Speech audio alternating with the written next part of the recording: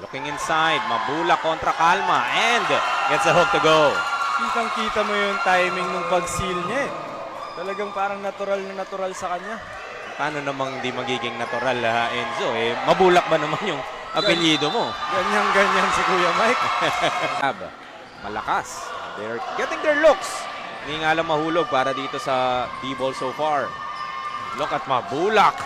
Weaving his way through traffic. Grabe. Rebound tapos post to post. Siya na. Kayang-kaya niya na. Heavy pass. Kaya medyo nagsistruggle din sila. Mabulak gets that block. Cutter shot. They're looking for their teammates. So maganda pa rin. Willing passer talaga. As we see Mabulak.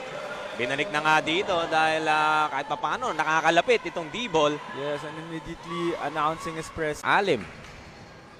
Able to get it ahead. Rigunan. Returning the favor naman kay Mabulak. Kaya naman ang maganda eh. Pinasaan ako. Balik ko sa kanya. Pasahan ko rin.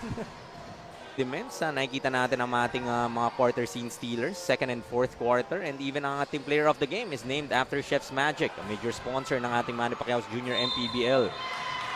Speaking of major impact naman itong si Mabulak. He got blocked on the first try. Hindi siya sumuko. Talagang he went for the ball, then got the shot and won. Resilience nabubuo din dito sa mga bata. No? Dahil minsan pag nadi-deny ka, parang nakaka-ano na rin yan eh. Oo. Madaling Mabulak draws the foul once again.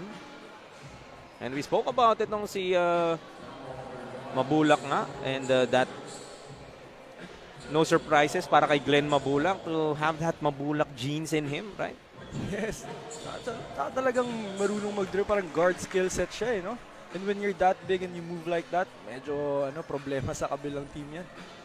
I like how you pointed that out, Enzo. Kasi I don't know if nung panahon mo ganun na rin, no? Na parang pag ikaw yung pinakamatangkad sa team mo, parang by default, kailangan big man na din yung laro mo. But not the case in today's age, I would say. Yan, parang isipin mo, ang laki-laki ni Mabulak. Pero still showing us he has the handles and he has the touch. Yes, yun nga yung maganda naman sa panahon ngayon. Talagang you have to learn every possession, every skill na pwede mong ma-acquire.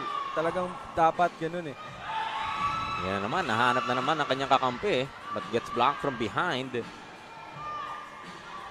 They do get another try. Mabulak once again.